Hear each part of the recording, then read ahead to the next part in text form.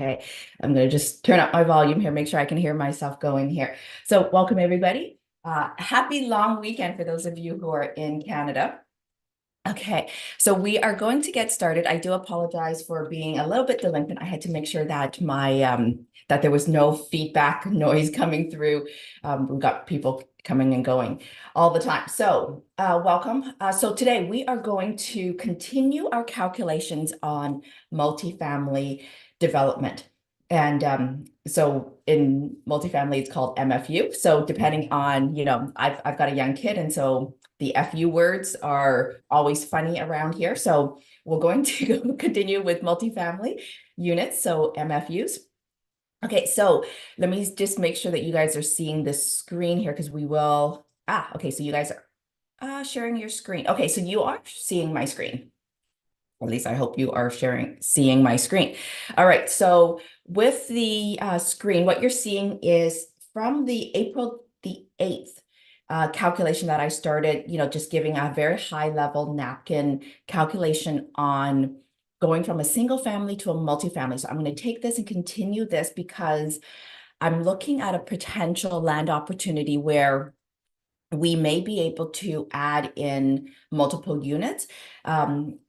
We're looking at maybe, let's see, 9 to 16 units. And there's a range there because, everything is just in our minds right now on paper. And so it's not real yet. It's not recognized yet. So we will get into this calculation, and I have it up because I wanted to make sure that I found it and stuff like that.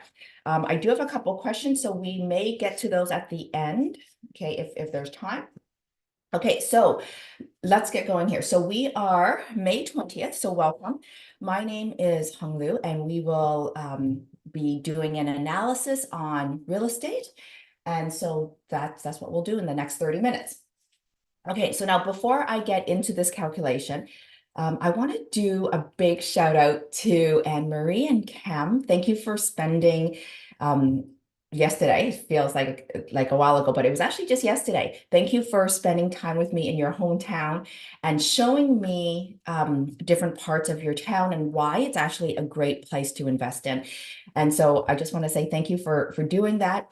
And it was really nice spending time with two individuals who are getting into real estate and wanting to just learn as much as they can about real estate and the benefits of it. And they've got two young boys, and so their boy and my boy hung out for a bit of the day, and it was really nice. So hi Maverick and hi Lincoln, future real estate investors or property managers, however you want to label them, so yeah, I want to do a big shout out to you guys, and just hope you guys have a wonderful journey in your real estate, and I'm really happy to be a part of it. Okay, so let's jump right into the calculations. So this is from, what day was this? Like from April timeframe. So if you did not watch this session, I would suggest going back and maybe watching it afterwards. So let's continue with this and see if we can adjust some of this. Okay, so I have a potential to put in, so let's just go in here and see if we could do maybe like 9. Let's see if we could update some of these numbers here. Can I even update some of these numbers? Yeah. Okay. So if we put in potentially 9 units, so there's 3 lots, and we're going to do 3 lots times 3 units each, right? So 3 times 3, 9 units. So that's going to give me about 9,000 square feet, which is big. Okay, now 9 units is going to be the minimum. So we're going to target the calculations on 9 and then work our way up, because we could potentially get 4 units on each lot and then potentially make a 4th lot with potentially 4 units in it. So, but that depends on size and stuff. So, okay, so here the land cost, highest and best use of the land. Okay, so the land cost is actually less than this. So we're actually going to go at 1.1. So I'm going to put 1.2 because there's going to be holding costs, legal costs, closing costs, all that stuff. I'm going to put this down to 1.5. Okay, so the soft cost on this. Okay, so the total build cost is going to be The soft cost, I would say, is probably going to be about 100 to 225. Now, this is where it's going to be different here. The cost to build is actually going to be significantly higher. So this one is in BC.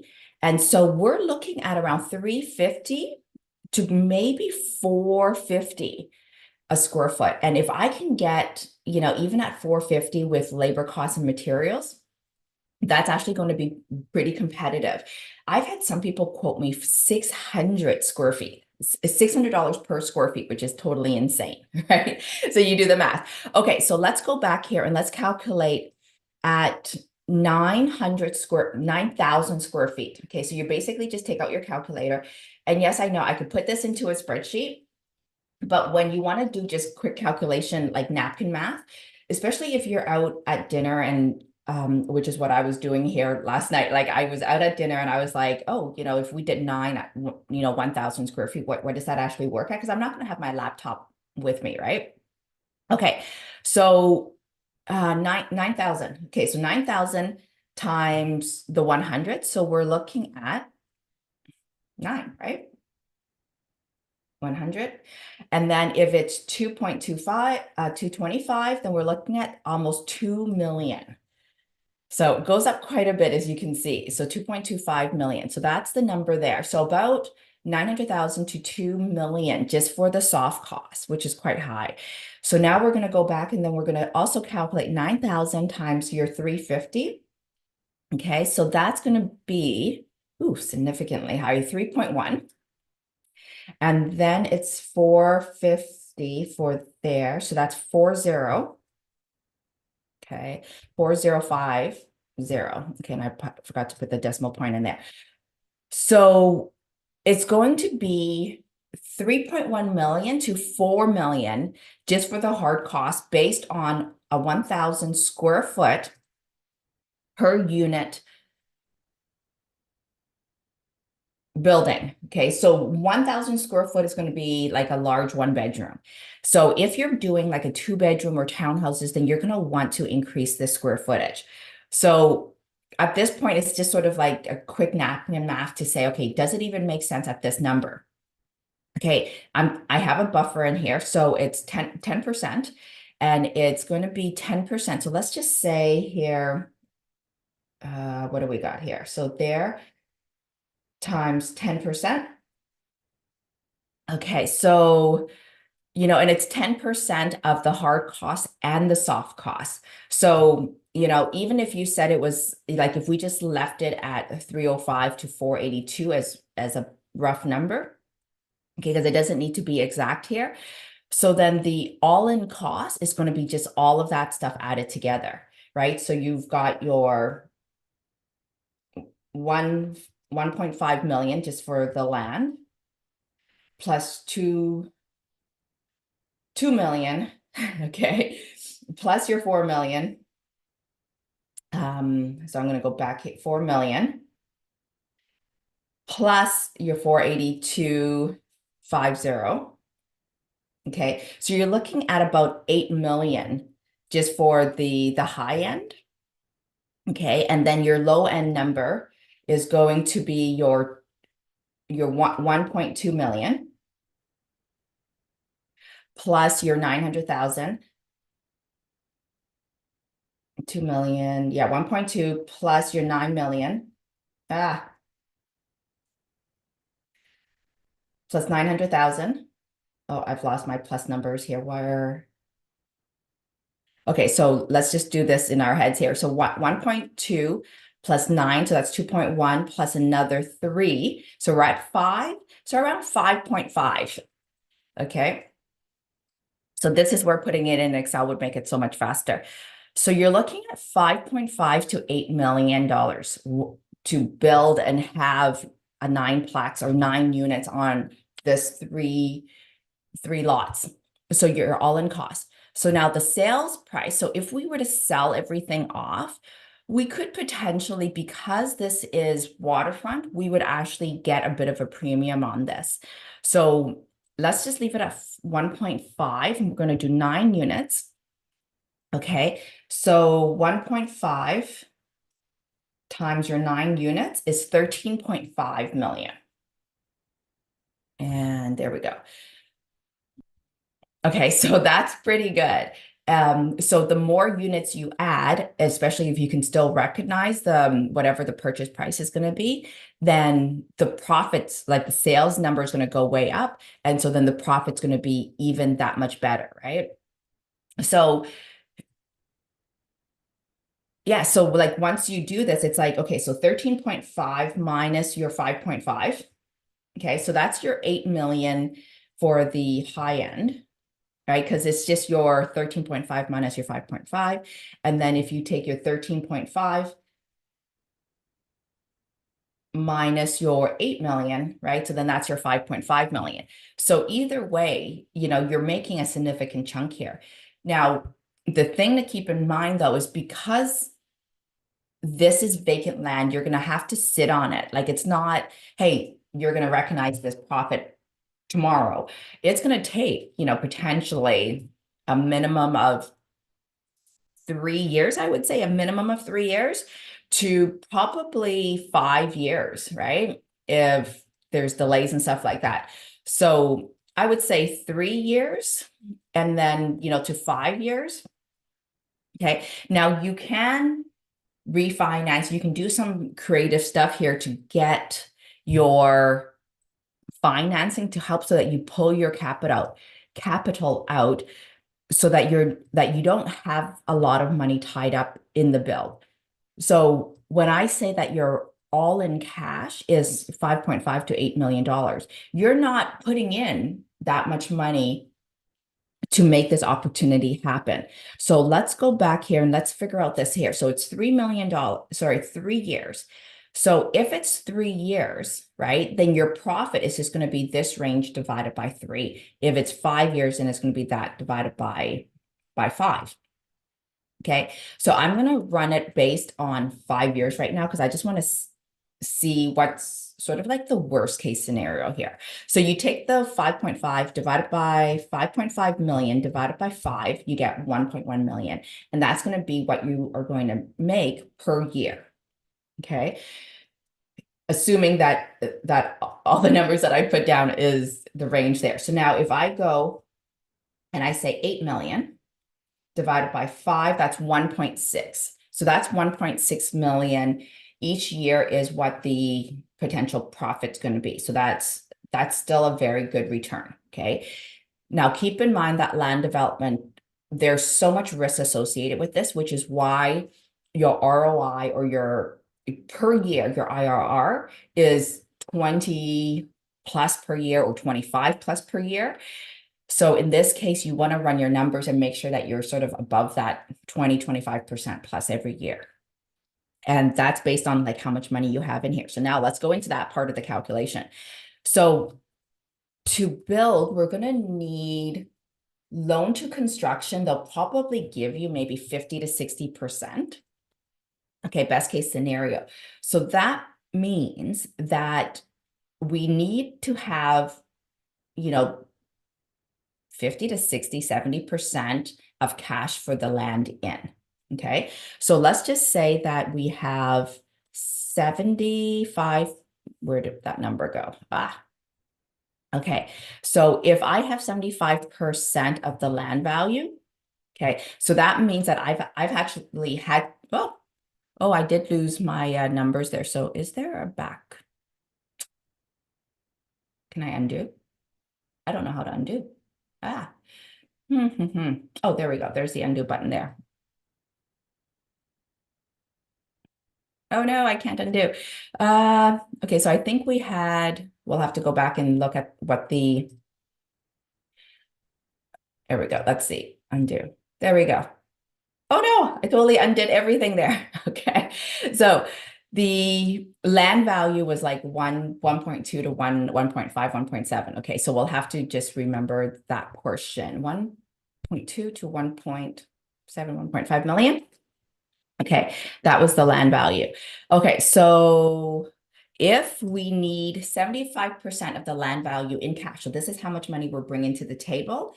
Okay, so that is, if I just run it on the lower end here, so 1.2 times 75%. So I'm going to need $900,000. $900,000 on the low end on my cash. And then if I go 1.7 times 75%, then I'm going to need 1.2 million, 1.275 million in cash in the deal. Okay, then I can take this and go and get a construction loan of 50 to 60% on the construction cost. So the construction cost here, we know it's going to be anywhere from well, it's not going to be 900,000. Like that's on the low end of just the soft cost. So it's going to be about 4 million to 6 million just for the construction cost. That's soft costs and hard costs all in, right? So that's 4 to 6 million right there. So what that means is I can potentially get 50 to 60% of this value to as a loan to build, which means I would need, okay, 50 to 40% of this in actual cash. So, right, so I would need about 2 million to $3 million in physical cash to build, because that's all the bank's going to give me in terms of the loan to construction costs. So now, because I have 900 to 1.2 million in cash, this actually counts as equity. So this actually helps me qualify for this 50% or the 60% loan to construction costs. But that means I would need to raise between $3 to $4 million, right? So I would need to have about $3 to $4 million in partnership money to make this deal actually work and be able to recognize this profit down the road. Okay, so once you are able to get 3.4 million, like if you know you can have that available, right? Because you only need the 1.2 to actually get the project going. And then you can qualify for the loan for the construction costs, and you can continue to raise money as this is going.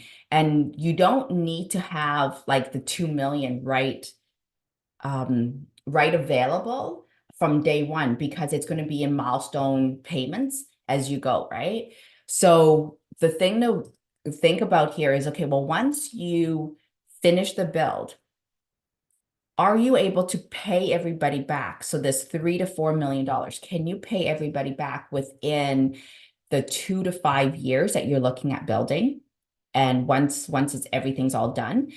So can you sell these 9 units, right, at 1.5 million? It's like, if you can't sell these at 1.5 million, then that's going to affect your profit number here. And if you can't get 9 units, let's say the city only approves 6 units, right? Then once, like if you buy this and you get started and they only give you 6 units, then the numbers aren't going to work, right? So part of the due diligence is, one, making sure that you can get 9 units or more, okay?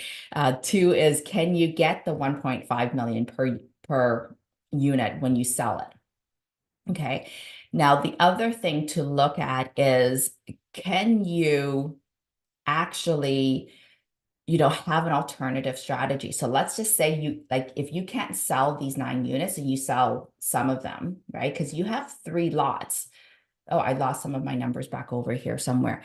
So if you had 3 lots, could you sell maybe 3 of the units off and keep 6 of the units, right? And then do a rental on 6 units and hold those long term, right? So that could be an alternative strategy, exit strategy, to say, okay, well, I'm not going to sell all 9 units, but I'm going to sell a certain portion of it and keep some, or do them in stages. So you have lot 1 being built, and then lot 2 being built, and lot 3 being built, right? And staging it out so that you don't have all of the construction costs all at once, right? Because this $3 to $4 million of access cash of capital to start your project, or to have available in your project, may not be easy to do, right? Okay, so let's see here. So we're gonna does it make sense to go into, here, let me see. So I'm gonna close that down. All right, because I want to bring up the spreadsheet that I used for one of these properties in, where are we here? Okay, from that multifamily, the eightplex build that I was looking at, and sort of applying it to this opportunity here. So if the property, so let's go in here and change this to 1.2. Okay, so the cost to build is going to be anywhere from maybe 400 to 425, right? And of course, you can sort of adjust that. So if the square footage, is 12 to 600, depending on how big the units are, right? That's going to give me 7,800 square foot. So the total build cost here, based on like the large units and the small units, it's like $3 million, right? So then there's the buffer there of 300,000. So just my per unit cost, did I divide that right? Okay, so I need to divide this by my total number of units here. Okay, is $529 $529 per unit for a new build. So this is where you sort of like need to run the numbers or give some thought as to saying, hey, you know what? If I can build this for $529,000 per unit, why wouldn't I just go buy an existing building, right? That's one that's already built. Because you can buy units, buildings already built for 500 and like for $500,000, right? So this is where you're like, does it make sense to buy something brand new and then go through the headaches of building it? Okay, because at $530,000, like you can buy an existing building for that. So it just doesn't make sense to take that risk of building something and then not having it come to fruition, right? Okay, so let me make this a little bit bigger here. So let's see here. So then the after repair value, we're saying, okay, well, if we could sell it for $1 million, it's going to be $900,000. Sorry, $9 million. Right. So if you run your calculations on like what the rates are going to be and then the amortization on that mortgage, right? And if we can, do like a 5% down because CMHC is running their MLI program and you can potentially get a 50-year amortization at 5%, right? Like the cap rates just don't make sense here, right? Like if I'm running this at a Vancouver market, I might be at 3.5% here. Okay, so even at a 3.5%, this building opportunity doesn't make sense because it's 1.6 to like 0.95 to 1.6%. Like it just doesn't make sense, right? So yeah, so I would need to there would need to be some other considerations here. Like maybe these units here are larger, and so then maybe I can get more rents. Like like these rents are way too low for the market that where I'm running this particular empty lot analysis for, right? And then I'm assuming a 35%, which is usually what I would run it at. So if I'm at a 5% rate for a 50-year amortization, I would be in the negative